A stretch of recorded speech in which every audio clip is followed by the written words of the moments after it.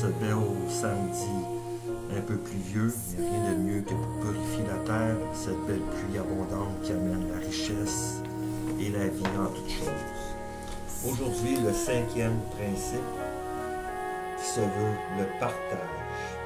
Au-delà des 5 principes, si nous faisons un petit retour en arrière ou un petit retour dans un passé des 5 principes, premiers principes, vous avez le premier principe qui se veut le soi, la connaissance, apprendre à se connaître, apprendre à vivre et connaître ses limites, non pas pour s'empêcher de vivre, non pas pour se limiter dans nos actions, mais apprendre à se surpasser, à devenir quelqu'un de meilleur, non pas en cherchant à être supérieur à quelqu'un, mais en étant supérieur à soi-même.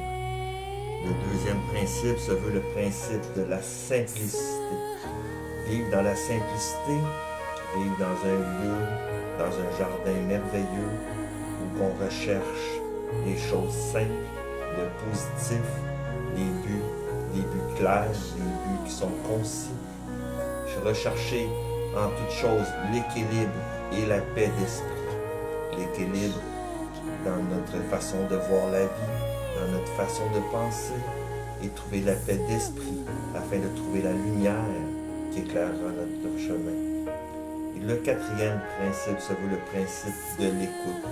Apprendre à écouter la petite voix intérieure, apprendre à se écouter soi-même, apprendre à voir autrement ce que les gens nous livrent comme message, non pas des jugements négatifs, mais voir comme une possibilité d'avancement personnel et d'avancement spirituel et professionnel. L'écoute est gage d'une réussite que si nous restons sceptiques aux commentaires négatifs et aux jugements négatifs, non pas que ce n'est pas des commentaires, des choses qui peuvent nous aider à évoluer, mais c'est quelque chose qui peut nous aider de par certaines brides d'informations à avancer. Le cinquième principe se veut le principe du partage. Au-delà du principe, on voit souvent des gens individualistes, des gens qui ne pensent qu'à eux. Que ce soit par l'exemple dans les transports en commun, les gens ne cèdent pas leur place aux personnes qui sont en perte de mobilité. Que ce soit des gens qui sont handicapés, que ce soit des femmes qui sont enceintes. Les gens ne partagent pas les valeurs d'altruisme. Les gens ne partagent pas la conception de l'entraide et du partage, que ce soit du partage d'informations, par des partages de la connaissance entre deux personnes, que ce soit du partage de l'amour. Dans les échanges, on amène souvent des informations qui nous semblent quelque chose d'acquis, mais que pour une autre personne, ils sont moins acquis.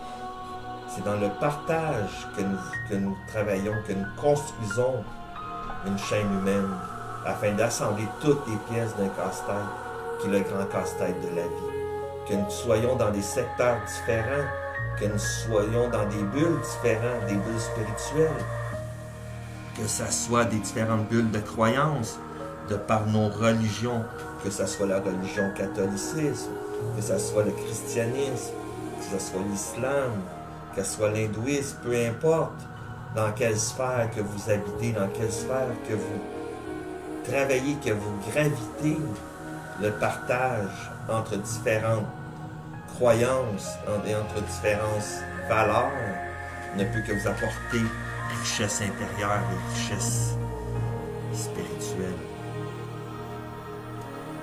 Au-delà du mot partage, nous pouvons prendre connaissance de l'entraide, aider un ami dans la difficulté, que ce soit un ami qui est au bord du précipice, qui est dans la détresse, qui est dans la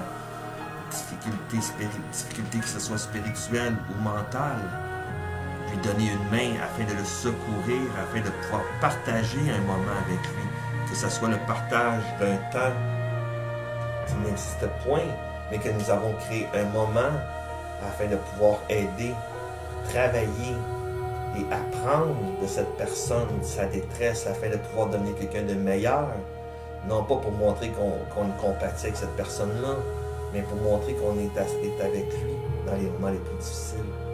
Tout ça englobe le partage. Que vous soyez quelqu'un venant de l'Afrique, quelqu'un qui vient de l'Occident, de l'Orient, de l'Extrême-Orient, peu importe de l'endroit où vous venez, vous avez quelque chose de magnifique en vous. Vous avez des valeurs, vous avez des croyances. On n'est pas ici pour imposer des croyances, mais on est ici pour partager des croyances et partager des valeurs.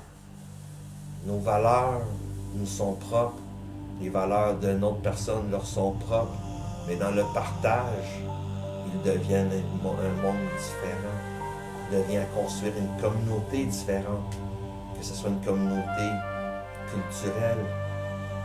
Mais maintenant, on peut plus regarder une communauté internationale, une communauté de cœur. De par le partage, nous emmenons une lumière différente sur les perceptions que nous avons de la vie.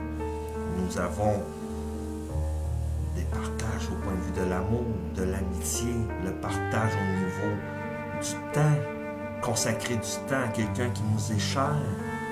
Tout ça relève du partage. Au-delà du partage, il existe maintes et une possibilité. À vous de trouver la possibilité qui vous sourit.